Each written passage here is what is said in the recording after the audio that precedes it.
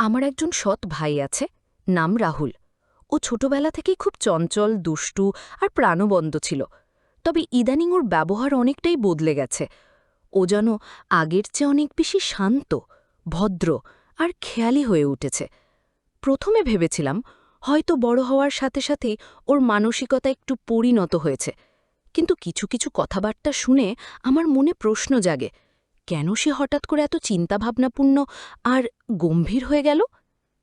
একদিন রাহুল আমাকে বলে, দিদি, মা বাবা তো দুদিন পর কাজে চলে যাবে, তখন বাড়িতে আমরা দুজনই থাকব।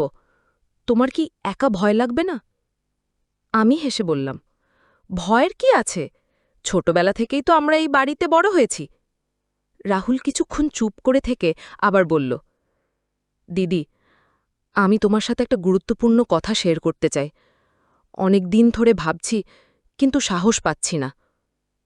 আমি বললাম, বল রাহুল, তুই তো আমার ভাই, সব বলতে পারিস। রাহুল তখন বলল, ঠিক সময় হলে বলবো, মা বাবা বাইরে গেলে। কিন্তু রাহুল যা বলল তা আমার কল্পনার বাহিরে ছিল। বন্ধুরা, মূল পর্বে যাওয়ার আগে তোমাদের কাছে ছোট্ট একটা রিকোয়েস্ট। তোমরা যারা এখনও আমার চ্যানেলটিকে সাবস্ক্রাইব করনি, তারা অবশ্যই আমার চ্যানেলটিকে সাবস্ক্রাইব করে পাশে থেকো। আমার মা বাবা তখন বাড়িতে ছিলেন না। বাবা মা দুজনেই একটি কোম্পানিতে চাকরি করেন, তাই অনেক সময় কাজে বাইরে থাকতে হয়। আমি আর আমার বড় দিদি সেদিন বাড়িতে ছিলাম। সন্ধ্যের পর হঠাৎ ঘরটা কেমন যেন অদ্ভুত লাগছিল। চারপাশটা অনেক নীরব লাগছিল, আর আমি একটু ভয় পেয়ে গিয়েছিলাম। তখন দিদি আমার দিকে তাকিয়ে বলল, তুই ভয় পেয়েছিস নাকি? কিছু দেখেছিস? আমি বললাম, না দিদি, কিছু দেখিনি, কিন্তু মা বাবা না থাকায় আজ বাড়িটা খুব নির্জন মনে হচ্ছে। তখন দিদি বলল, চিন্তা করিস না, চাইলে আজ রাতে আমার ঘরে এসে ঘুমাতে পারিস। আমি দিদির কথা শুনে তার ঘরে গিয়ে শুয়ে পড়লাম। এবার মূল গল্পটি শুরু করি। পুজোর ছুটি পড়তেই বাড়িতে উৎসবের আমেজ শুরু হয়ে গিয়েছিল। মা বাবা গ্রামে চলে গিয়েছিলেন দাদুর চিকিৎসার জন্য, আর আমাকেই পুরো বাড়ির দায়িত্ব দিয়ে রেখেছিলেন। আমি শর্মিলা, সদ্য ইন্টার পাশ করে অনার্সে ভর্তি হবার প্রস্তুতি নিচ্ছি। আর আমার ছোট ভাই রাহুল, যে এখন ক্লাস 10-এ পড়ে, সেও বাড়িতেই ছিল ছুটির কারণে।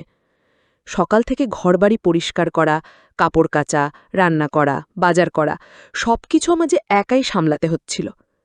কাজ শেষে দুপুরের দিকে বিছানায় একটু শুয়ে পড়লাম।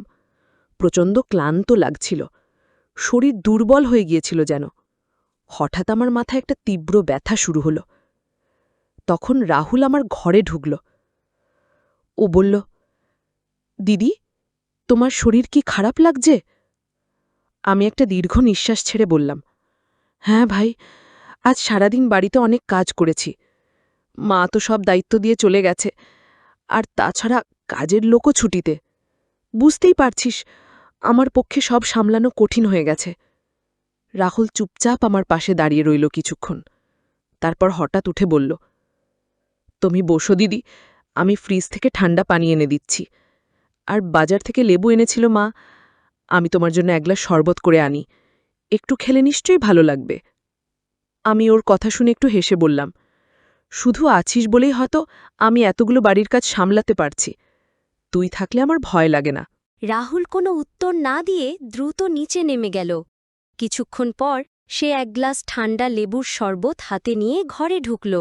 আমার পাশে এসে বলল, দিদি, এই নাও শরবত, আমি তোমার জন্য বানিয়েছি। আর রাতে আমি রান্নাতেও সাহায্য করব, যাতে তোমার কষ্ট কিছুটা কমে। আমি একটু আবেগপ্রবণ হয়ে গেলাম। ও যখন ছোট ছিল খুবই দুষ্টুমি করত, আর আজ সে এমন বড় হয়ে গেছে, দায়িত্ব নিতে শিখেছে। আমি ছোট ভাইকে বললাম, ভাই, তুই সত্যি আমার জন্য আশীর্বাদ। দুনিয়ায় এমন ভাই খুব কম আছে। রাহুল একটু লজ্জা পেয়ে বলল, আর দিদি, তুমি তুমি অনেক ভালো। আমি হেসে বললাম, ভালো কিনা জানি না, তবে তুই অনেক ভালো। তারপর আমি কিছুক্ষণ চোখ বন্ধ করে শুয়ে পড়লাম। বুঝতেই পারিনি কখন ঘুমিয়ে পড়েছি। গভীর ঘুমে চলে গিয়েছিলাম। রাত প্রায় 1:30টার দিকে আমার ঘুম ভাঙে মায়ের ফোন কলে। মা জিজ্ঞাস করল, শর্মিলা, তোমরা ঠিক আছো তো, খেয়েছ? আমি বললাম, মা, আজ বাড়িতে অনেক কাজ করেছি, একটু ঘুমিয়ে গিয়েছিলাম, এখনো খাওয়া হয়নি। মা বলল, বাবা বলছিল অফিস শেষ করে শহরে ফিরবে, সে এসে গেলেই একটু বিশ্রাম নিও, আর রাহুল যেন তোমায় বাড়ির কাজে সাহায্য করে। ফোন কেটে আমি উঠে বাইরে এলাম, দেখি খাবার টেবিলে বাবা বসে আছেন। আমি অবাক হয়ে জিজ্ঞাসা করলাম, বাবা, তুমি এত রাতে এলে? বাবা বললেন, হ্যাঁ রে মা, কাল একটা গুরুত্বপূর্ণ মিটিং আছে, তাই ফিরে এলাম। শুনলাম তুই এটা বাড়ির সব কাজ সামলাচ্ছিস, তাই ভাবলাম তোকে একটু সাহস দিই। আমি চেয়ার টেনে বসে পড়লাম। শরীরটা এখনো কেমন ভারী লাগছিল। তখন দেখি রাহুল আমার প্লেটে খাবার তুলে দিচ্ছে। বলল, দিদি, তোমার মুখ কেমন ফ্যাকাশে হয়ে গেছে দেখো। তুমি একা সব বাড়ির কাজ করছো, এটা তো ঠিক না।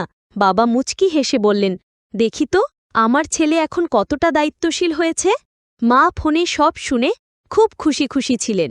বললেন, রাহুল যেন এইভাবেই বড় হয়। মানুষের প্রতি ভালোবাসা, দায়িত্ববোধ থাকলেই মানুষ মানুষ হয়। রাতটা কাটল অনেক শান্তিতে। রাহুল বলল, দিদি, আজ পাশের ঘরে থাকব, মানেই তো একটু ভয় লাগছে। তাছাড়া যদি তোমার কোনো দরকার হয় আমাকে ডেকো। আমি বললাম, ভয় পাস? তুই তো রাতে বন্ধুদের সাথে বাইরে থাকিস, তখন ভয় করে না? রাহুল একটু হেসে বলল, ওটা আলাদা ব্যাপার। আজ মা নেই তাই মনটা খারাপ। তোমার আশেপাশে থাকলে ভালো লাগে। আমি বুঝলাম ওর কথার মধ্যে শুধু ভাই বোনের মায়া আছে। একটা সময় ছিল যখন আমি ওকে ঘুম পাড়াতাম ছোটবেলায়। এখনো বড় হয়েছে, কিন্তু কিছু স্মৃতি মুছে যায় না। আমি বললাম, আচ্ছা, আয়, কিন্তু তুই ঘুমা পাশের ঘরে, আমি খুব ক্লান্ত। ঠিক আছে, বলে রাহুল পাশের ঘরে বিছানা করে শুয়ে পড়ল। আমি চোখ বন্ধ করে ভাবছিলাম, একটা সময় ছিল যখন আমরা সবাই একসাথে থাকতাম, মা, বাবা, আমরা ভাই বোন। এখন সময় বদলেছে, সবাই ব্যস্ত, কিন্তু কিছু সম্পর্ক কখনো বদলায় না। রাহুল ধীরে ধীরে ঘুমিয়ে পড়ল।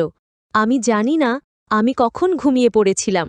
সকালে যখন চোখ খুললাম, দেখি রাহুল বিছানা গুছিয়ে নিচ্ছে। সে বলল, দিদি, তোমার ঘুম ভাঙানো যাবে বলে গেটে ফোন করে দিয়েছি। দরকার হয়নি, আমি চা বানিয়ে দিচ্ছি, তুমি মুগ্ধ এসো।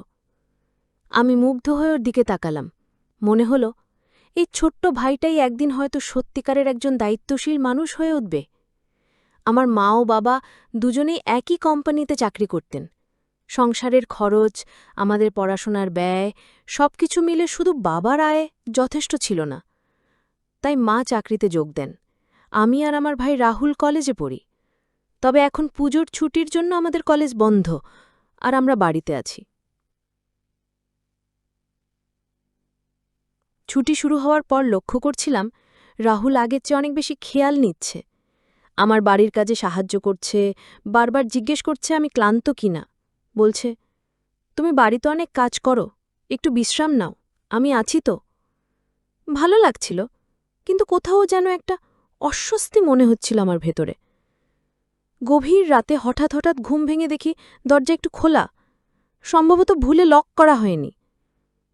বাইরে গিয়ে দরজা বন্ধ করলাম, তখন দেখি রাহুলও জেগে আছে। সে বলল, তুমি ঠিক আছো তো? যদি কিছু লাগে বলো, আমি জেগে আছি।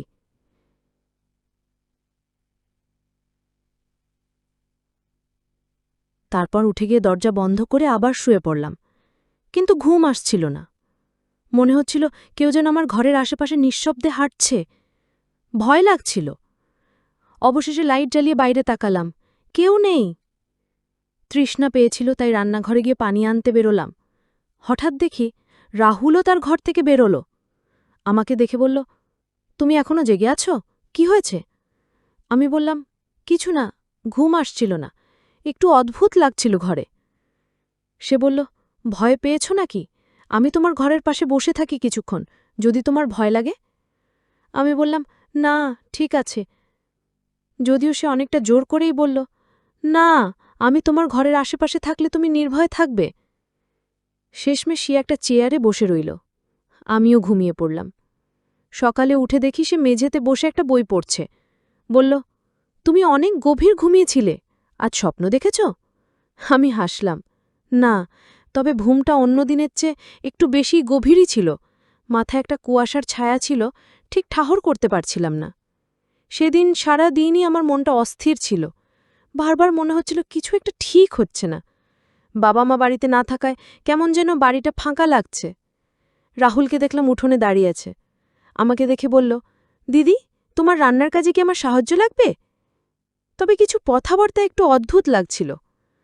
একদিন রাহুল বলল, দিদি, জানো, মাঝে মাঝে মনে হয় এই বাড়িতে কিছু একটা আছে। গত কয়েক রাতে আমারও ঘুমের মধ্যে অদ্ভুত স্বপ্ন হচ্ছিল। জানি না ভুল নাকি আসলেই কিছু ছিল। আমি অবাক হলাম, তুইও স্বপ্ন দেখছিস? সেই রাতে আবার আমি অদ্ভুত স্বপ্ন দেখলাম। মনে হচ্ছিল কেউ আমার ঘরের আশেপাশে হাঁটছে, কিন্তু আমি কোনো ভয় পেলাম না। এটা ছিল ঘুমের মধ্যে স্বপ্ন দেখা। তবে আমি আতঙ্কিত হয়ে উঠলাম। পরদিন সকালে মা ফিরে এলো অফিস থেকে। আমি তাকে কথায় কথায় জিজ্ঞেস করলাম, মা, এই বাড়িতে কি পুরনো কোনো স্মৃতি আছে যা ভয়ের মতো? মা একটু চুপ করে থেকে বললেন, এই বাড়িতে কোনো কিছু নেই মা, তুমি ভয় পেও না। মনে হয় ছুটির সময় বলে তোমার মন বেশি ভাবছে। আমার সন্দেহ বাড়ল। দুপুরে মা বাবা ঘুমিয়ে গেলে আমি আর রাহুল বসেছিলাম। হঠাৎ সে বলল, তুই চাইলে রাতে আমি তোর ঘরের বাইরের বারান্দায় বসে থাকব। তোর সমস্যা হলে আমাকে ডাকিস, আমি ঘুমাবো না, আমি বারান্দায় বসে থাকব। আমি ভাবলাম, বিষয়টা হয়তো শুধুই অতিরিক্ত চিন্তা, তবে কিছু একটা ঠিকই ঘটছে, যার ব্যাখ্যা নেই। রাতে ঘুমানোর আগে দরজা ভালোভাবে লক করে দিলাম, জানালাও বন্ধ। এবার লাইটটা জ্বালিয়ে রাখলাম। ঘুম এলো দেরিতে। মাঝরাতে হঠাৎ দরজায় ধক্কার শব্দ শুনলাম। আমি উঠে গিয়ে বাইরে তাকালাম, কেউ ছিল না। তবে বারান্দার দিকে দেখতে পেলাম আমার ছোট ভাইয়ের মতো কে যেন দাঁড়িয়ে আছে। আমি ঠিক বুঝতে পারিনি। আমি তখন মাকে জোরে ডাক দিলাম। আমার ডাক শুনে সবাই উঠে এলো। বাবা এসে বলল, তুমি ভয় পেয়েছ? দরজাটা তো বন্ধই ছিল। রাহুল বলল, আমি বাইরে কিছুই দেখিনি। তবে আমি নিশ্চিত আমি কাউকে বারান্দায় দাঁড়িয়ে থাকতে দেখেছি। আমরা হতবাক হয়ে গেলাম। তারপর কয়েকদিন আর কিছু হয়নি। তবে আমি বুঝে গেলাম আমার ভয় শুধু ভাই বা কাউকে নিয়ে নয়, বাড়িতেই হয়তো কিছু অদ্ভুত রহস্য লুকিয়ে আছে। রাহুল পরবর্তীতে একদিন এসে বলল, দিদি, তোকে নিয়ে আমি খুব চিন্তায় ছিলাম, কিন্তু এখন বুঝতে পারছি হয়তো এ বাড়ির ছায়াগুলোই আমাদের মনকে বিভ্রান্ত করছে। আমি চুপ করেছিলাম। আমরা ঠিক করলাম মা বাবার সঙ্গে কথা বলে এই ছুটি শেষে গ্রামের বাড়িতে একটু ঘুরতে যাব। গ্রামের বাড়িতে গেলে হয়তো মনটাও শান্ত হবে। যাই হোক, আমি রাহুলকে বললাম, লোকের মুখে শুনেছি দাদারা যখন বিয়ে করে ফেলে তখন দিদিরা পর হয়ে যায়। এই কথা শুনে রাহুল হেসে বলল, ভাই দিদির সম্পর্ক সারা জীবন থাকবে। তোমার মতো দিদি পেয়ে আমি ভাগ্যবান, কারণ দিদিরা মায়ের মতোই হয়। রাহুল আমাকে সবসময় নাম ধরে ডাকত। একদিন বলল, আমি লক্ষ্য করছি তোমার মনটা সবসময় ভালো থাকে। আমি হেসে বললাম, সেটা হয়তো অভ্যেস হয়ে গেছে। সেদিন সন্ধ্যায় ও বলল, আজ তোমার ঘরে গল্প করব, ছোটবেলার মতো। আমি বললাম, আয়, অনেকদিন একসাথে গল্প করা হয় না। কিছুক্ষণ গল্প করার পর ও নিজের ঘরে চলে গেল। পরদিন সকালে ঘুম ভাঙতে একটু ক্লান্ত লাগছিল। মনে হচ্ছিল ঘুমটা ভালো হয়নি, সম্ভবত গরমের কারণে। ঘরের পাখা বন্ধ ছিল, বিদ্যুৎ থাকলেও কী কারণে যেন চললেনি। আমি উঠে বাথরুমে গেলাম, ফ্রেশ হয়ে নাস্তা বানাতে রান্নাঘরে ঢুকলাম। তখন হঠাৎ শুনলাম রাহুল কারোর সঙ্গে নিচু গলায় কথা বলছে। বাড়িতে আমরা ছাড়া কেউ ছিল না, তাই অবাক হলাম। আমি রান্নাঘরের পাশে দাঁড়িয়েছিলাম। তখন রাহুল বৈঠকখানা থেকে বের হল। তার হাতে কিছু টাকা ছিল। সে হাসছিল, আমাকে দেখে একটু চমকে গেল। আমি জিজ্ঞেস করলাম, এই টাকাগুলো কোথা থেকে পেলি? সে বলল, বাবার এক পুরনো বন্ধু অনেকদিন আগে কিছু টাকা ধার নিয়েছিলেন, সেটা ফেরত দিয়েছেন। ভাবছিলাম টাকাটা দিয়ে নতুন একটা মোবাইল কিনব। আমি বললাম, তুই যদি বাবাকে জানিয়ে মোবাইল কিনিস তাহলে ভালো হয়, সবার ভালো হবে। এখনই মোবাইল কেনার দরকার নেই, ঘরের অবস্থা তো দেখছিস। সে লজ্জা পেয়ে মাথা নিচু করে রইল। পরে রাতে শুনলাম সে টাকাগুলো বাবাকে দিয়ে দিয়েছে। পরদিন দুপুরে আমি রান্নাঘরে কাজ করছিলাম। হঠাৎ দেখি রাহুল তার কয়েকজন বন্ধুকে নিয়ে ঘরে ঢুকল। আমিও অবাক হলাম। কারোর সঙ্গে কিছু না বলে হঠাৎ বন্ধুদের নিয়ে আসা একদমই ঠিক হয়নি। আমি অন্য ঘরে চলে গেলাম। পরে ওকে বললাম, তোর বাড়িতে আমি একজন বোন হিসেবে থাকি। আমাদের মা বাবা বাড়িতে নেই, এমন সময় বন্ধুদের আনবি? তাহলে আমাকে একটু বলেই আনিস। আগে থেকে বলে রাখতেই তাহলে হয়তো ভালো মন্দ কিছু রান্না করে খাওয়াতাম। সে বলল, আচ্ছা, পরের বার আগে বলবো। আজ ওরা হঠাৎ চলে এলো, তুমি চাইলে আমি ওদের একটু পরে নিয়ে বেরিয়ে যাব। আমি বললাম, না, বসুক, আমি চা নাস্তা করে দিচ্ছি, তবে আগে থেকে জানালে আরও ভালো হতো। আমি রান্নাঘরে নাস্তা তৈরি করলাম এবং খাবার টেবিলে সাজিয়ে দিলাম। ওর বন্ধুরা ভদ্রভাবে ধন্যবাদ দিল, কিন্তু তাদের বয়স রাহুলের চেয়ে একটু বেশি মনে হল। তবু আমি শালীনতা বজায় রেখে অতিথির মতো আচরণ করলাম। আমি চুপচাপ বসে রইলাম, যতক্ষণ না তাদের পদধ্বনি দূরে মিলিয়ে গেল। এরপর রাহুলকে গম্ভীর গলায় বললাম, তোমার বন্ধুরা যেন আর এই বাড়িতে না আসে। সে কিছুটা বিস্মিত হয়ে বলল, ওরা আর আসবে না, আর এই বিষয়টা মাকে না বলাই ভালো হবে। রাহুল মাঝে মধ্যে খুব শান্ত স্বভাবের হয়, আবার হঠাৎ একটু রুক্ষ হয়ে যায়, যা দিন দিন আমাকে ভাবিয়ে তুলছিল। আমি কথা না বাড়িয়ে নিজের ঘরে চলে এলাম। রাতে ঘুমাতে যাওয়ার সময় হঠাৎ মনে হলো ঘরে বাইরে কেউ হাঁটছে। ভেবে উঠলাম, এই বাড়িতে তো আমি আর রাহুল ছাড়া আর কেউ নেই। মা বাবা প্রায়ই বাইরে থাকেন। তখন মনে হলো, কে হতে পারে? আমি মনে করলাম এগুলো মনের ভুল ধারণা। ঘরে একা থাকলে অনেক কল্পনাই আসে। ঘুমের মধ্যে অনেকবার উঠে বসেছিলাম, কিন্তু ক্লান্ত শরীর আবার ঘুমিয়ে পড়ছিল। সকালে যখন ঘুম ভাঙল, মাথা ভারী লাগছিল আর চোখ ঘুরছিল। ঘরের এক কোণে একটা ছোট প্যাকেট পড়ে থাকতে দেখলাম, যেটা আগে ছিল না। একটু অস্বস্তি বোধ করলাম, কি এটা এখানে রেখে গেল? প্যাকেটটা সরিয়ে রাখলাম, কিন্তু মাথায় ঘুরছিল। হঠাৎ ওর ফিসফিস করা গলায় কিছু শব্দ শুনতে পেয়েছিলাম জানো, তবে নিশ্চিত হতে পারিনি। কিছুক্ষণ পর আবার দেখলাম প্যাকেটটা কোথাও নেই। এই রহস্যটা আমাকে গভীরভাবে ভাবিয়ে তুলল। পরের দিন শরীর ভালো লাগছিল না। মা অফিস থেকে ফিরে চিন্তিত হয়ে বললেন, কাল তোমায় নিয়ে ডাক্তারের কাছে যাব। পরের দিন মা আমাকে ডাক্তারের কাছে নিয়ে গেলেন। ডাক্তারের কাছে গিয়ে রিপোর্ট হাতে পেয়ে আমি কিছুটা বিস্মিত হয়ে গেলাম। ডাক্তার বললেন, তোমার শরীরে দুর্বলতা দেখা যাচ্ছে, কিন্তু সেটার কারণ হয়তো ঘুম ও মানসিক চাপে হচ্ছে। বিশ্রাম নাও আর পর্যাপ্ত পানি খাও। আমি তখন বুঝতে পারলাম, রাহুল আমার সৎ ভাই হলেও ওর কথাবার্তা অনেক সময় রহস্যময় হয়ে ওঠে। ধীরে ধীরে অনেক বিষয় পরিষ্কার হচ্ছে। বন্ধুরা, আজকের গল্প এখানেই শেষ করছি। সামনে